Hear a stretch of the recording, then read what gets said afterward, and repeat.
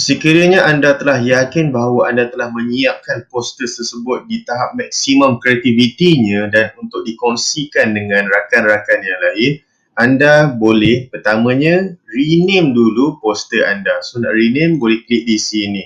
So contoh saya buat poster hygiene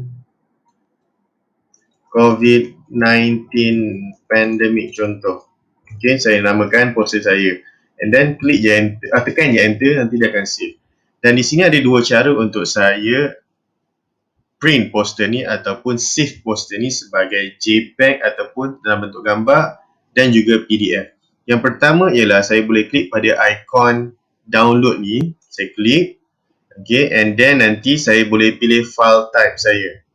So, kalau saya hendak save poster saya di dalam bentuk gambar, saya boleh klik pada option ni dan ada dua. Nak PNG ataupun JPEG, dan selalunya kita akan gunakan JPEG.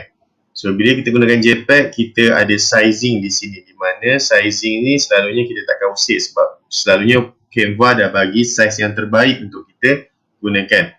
Okey, sekiranya anda nak transparent background, yang ni kena berbayar. Sebab apa? Kalau anda perasan, yang ni semua yang berbayar.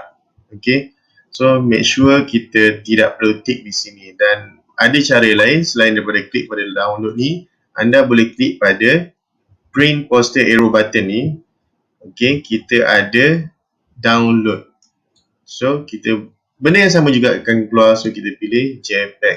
So kalau saya pilih JPEG, saya klik download.